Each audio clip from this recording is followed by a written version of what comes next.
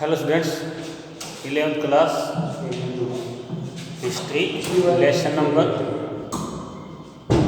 9 chapter है the industrial revolution. Topic आज हम अपना ये लेसन ख़त्म कर रहे हैं। Topic reforms through law and the debate on the industrial revolution. तो इंग्लैंड की गवर्नमेंट क्या देख रही है यहाँ करके, उसका अटेंशन अब जा करके वहाँ के जो वर्कर हैं उनके ऊपर गया है।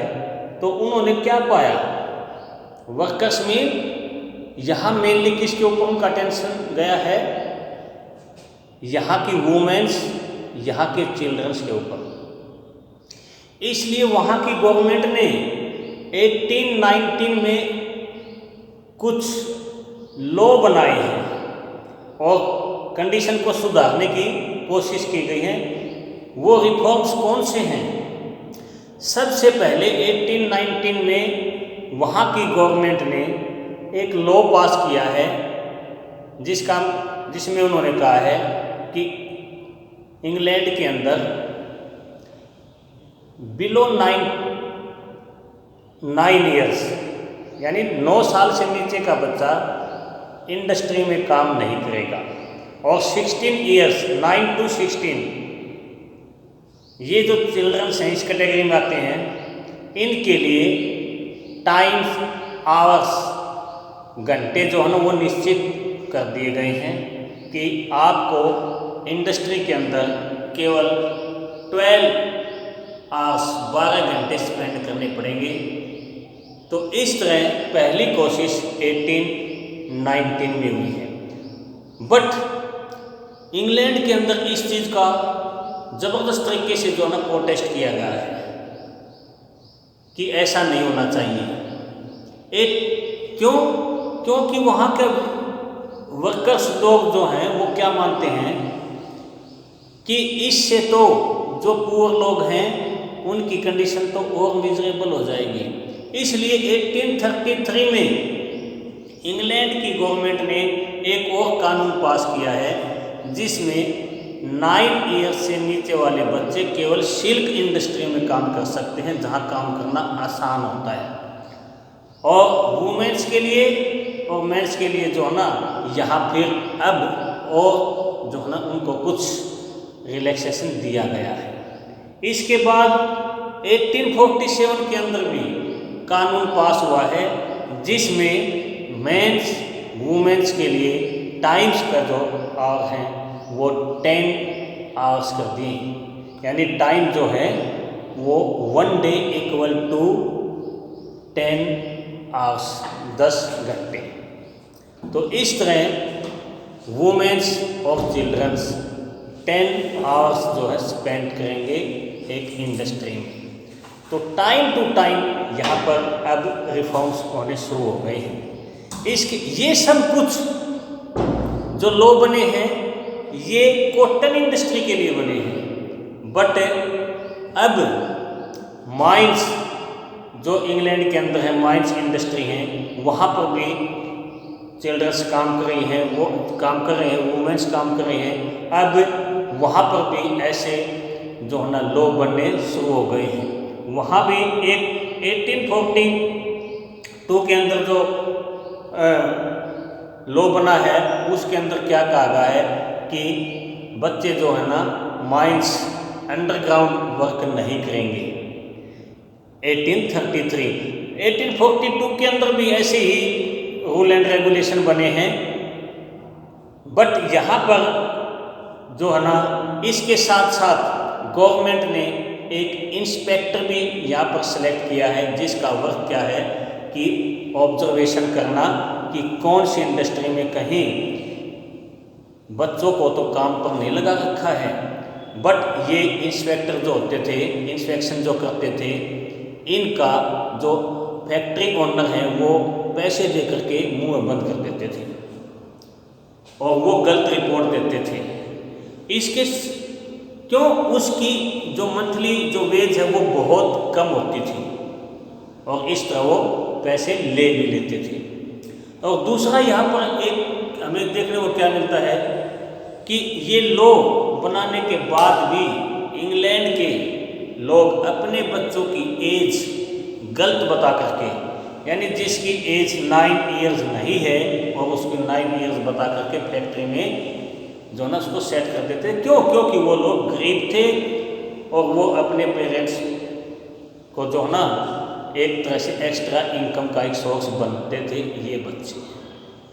तो इस तरह अलग अलग टाइम पर 1819, 1833, 1842, 1847 टाइम टू टाइम ऐसे जो ना लॉ बनते गए, जिसकी वजह से इंग्लैंड के अंदर बच्चों को काम पर करने पर कुछ रोक लगा दी गई। नेक्स्ट टॉपिक क्या है? The debate on the industrial revolution. 1970 के अंदर हम ये कहते हैं कि 20th जो सेंचुरी है उसके लास्ट में हिस्टोरियन ने ये कहना शुरू कर दिया कि 1780 और 82 के 1780 और 1820 के बीच में इंडस्ट्री के अंदर जो भी चेंज हुआ है उसको उन्होंने एक चैलेंज दिया है कि इसको हम रिवॉल्यूशन नहीं कह सकते। तो वो चीज़ें कौन कौन सी हैं, उन्होंने किस चीज़ को चैलेंज किया है, वो ही आज हम यहाँ डिस्कस करेंगे।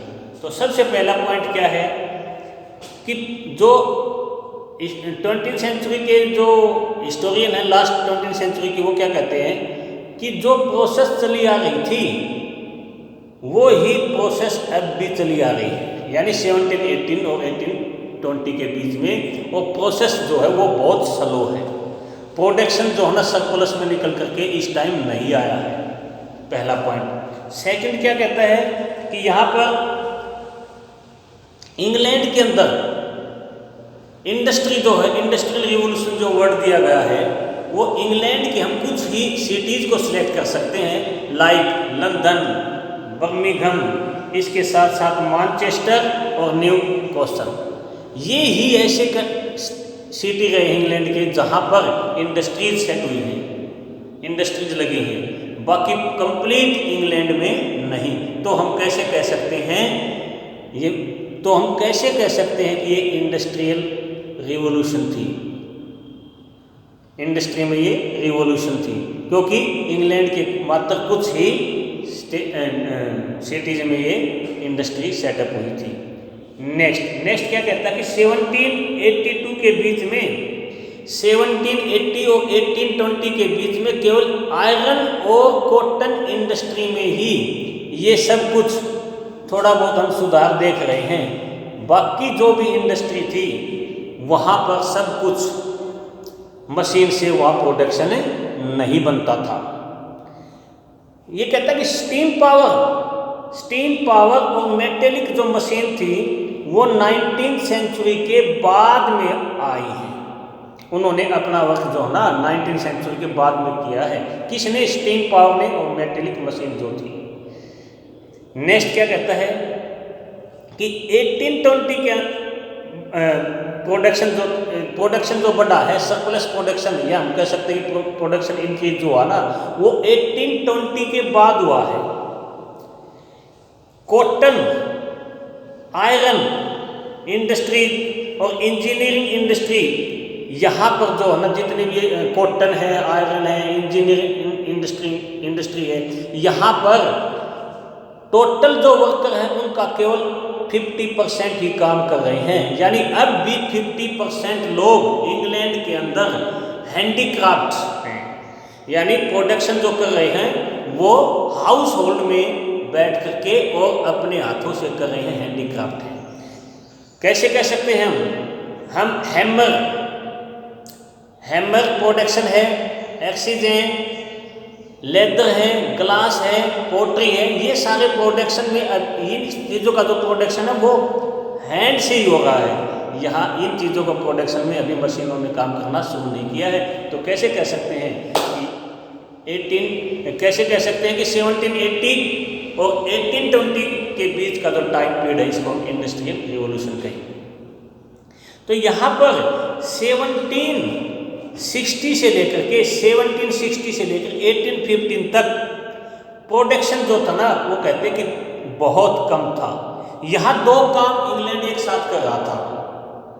दो काम कौन से? एक तो वो क्या कर रहा है कि इंडस्ट्री सेटअप कर रहा है, और दूसरा क्या कर रहा है, वो यूरोप, इंडिया और अमेरिका से वार कर रहा है। हम यहाँ देख सकते हैं कि 1776 पहली अमेरिका के अंदर जो रिवॉल्यूशन होती है वो 1776 है। ये वर्ल्ड की पहली रिवॉल्यूशन थी जब अमेरिका के सेटलर लोगों ने बेटा, अमेरिका के सेटलर लोगों ने इंग्लैंड की अंडर में जो 13 कॉलोनी थी, 13 कॉलोनी, उसको बाहर निकाल दिया इंग्लैंड को, और अब ब्रिटेन अमेरिका जो है एक फ्री कंट्री बन गया है 1776। इसी टाइम इंडिया के अंदर वो बक्सर का वार लड़ रहा है और अपनी कॉलोनी को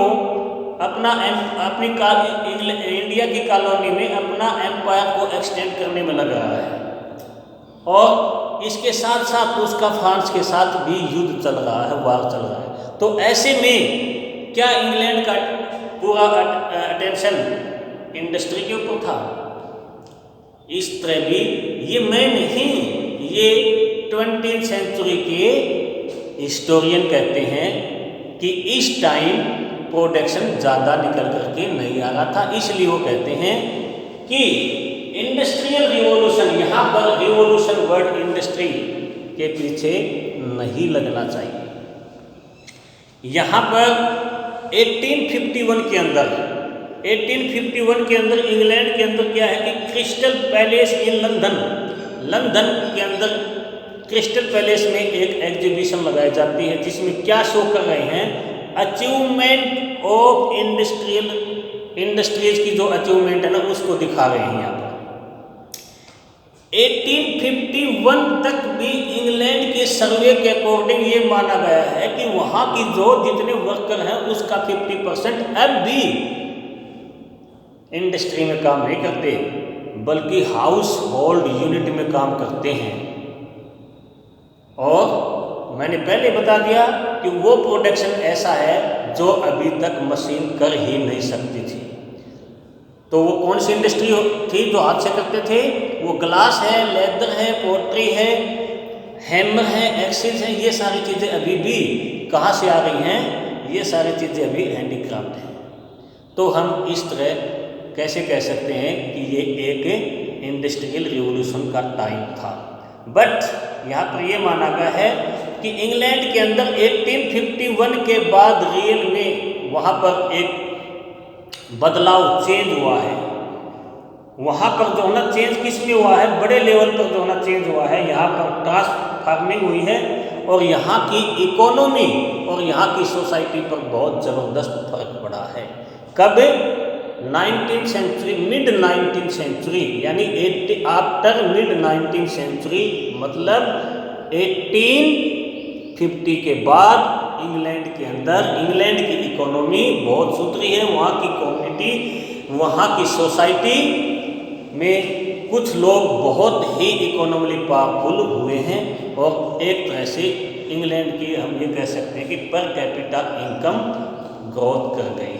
तो इस तरह आज अपने दो टॉपिक रिफॉर्म्स को लॉ बना करके वहाँ के लोगों की कंडीशन को सुधारने की कोशिश की गई है। 1819 में कौन सा है? 1819 में लॉ आया है, 1833 में आया है, 1842 में आया है, 1847 में आया है। केवल कॉटन इंडस्ट्री में नहीं, माइनिंग इंडस्ट्री में भी काम करने वाले लोगों के लिए ऐसे रिफॉर्म्स किए गए हैं, ऐसे लॉ बनाए गए हैं। और यहाँ पर इसके साथ साथ टाइम पीरियड जो है, समय जो है वो निश्चित किया गया है। 10 आवर्स, 10 घंटे जो ना अब मैक्सिमम बना दिए। इससे ज़्यादा एक वर्कर से आप ज़्यादा टाइम नहीं ले सकते और उनकी वेज भी अब एक तरह से निश्चित की गई है। ये रिफॉर्म्स जो ना इंग्लैंड में होते गए हैं। उसके बाद हम पढ़ रहे हैं the debate on the industrial revolution, कि इंडस्ट्री रिवोल्यूशन जो कहा गया 1780 और 1820 तक का जो 40 ईयर्स का जो टाइम पीरियड है इंडस्ट्रियल रिवोल्यूशन है। लेकिन कुछ हिस्टोरियन इनको चैलेंज किया है। वो हिस्टोरियन कौन है? 1970 के बाद के हिस्टोरियन है जो 20th सेंचुरी के लास्ट के माने जाते हैं, जिनके अकॉर्डिंग उनका कहना क्या है कि जो है ना प्रोसेस वो बड़ी स्लो थी और इंडस्ट्री पहले केवल आयरन और कॉटन थी। इसके साथ साथ स्टीम पावर मेटेलिक जो मशीन है वो बहुत बाद में आई है। इसके साथ साथ ये कहना कि रियल में प्रोडक्शन 1822 के बाद बढ़ना शुरू हुआ है और 1820 से पहले तो केवल कॉटन इंडस्ट्री, आयरन इंडस्ट्री और इंजीनियरिंग इंडस्ट्री ने थोड़ा बहुत काम किया है। उसके बाद ये कहते हैं कि 1760 और 1815 तक तो इंग्लैंड वार में बिजी था। वार किसके साथ कर रहा है? यूरोपियन कंट्री के साथ भी कर रहा है, अमेरिका के साथ भी कर रहा है और इंडिया में अपना एम्पायर भी एक्सटेंड कर रहा है। तो उसका ध्यान, उसका टेंशन कहाँ? इंडस्ट्री पर होगा। यहाँ इसके लिए वो कहते हैं कि इंडस्ट्री सेटअप तो हुई है पर रिवॉल्यूशन नहीं है। रिवॉल्यूशन का मतलब होता है बहुत बड़े लेवल पर एक साथ बदलाव होना। ऐसा इंग्लैंड में नहीं हुआ था, ऐसा 20th सेंचुरी के हिस्टोरियन मानते हैं। 1851 में यहाँ पर एक एग्जीबिशन लगाई जाती है जिसमें क्या दिखाया गया है? जिसमें जो इंडस्ट्रीज हैं उनकी जो है ना यहाँ पर अचीवमेंट दिखाई गई है ताकि गवर्नमेंट की प्रेज हो। बट बेटा रियल में वहाँ पर 1850 के बाद में जो है ना इंग्लैंड और इंग्लैंड के लोगों की इकोनॉमी वास्तव में जो है ना उसका रिफॉर्म हुआ, सुधार हुआ है। तो आज का अपना बेटा टॉपिक ये है। Okay, thank you.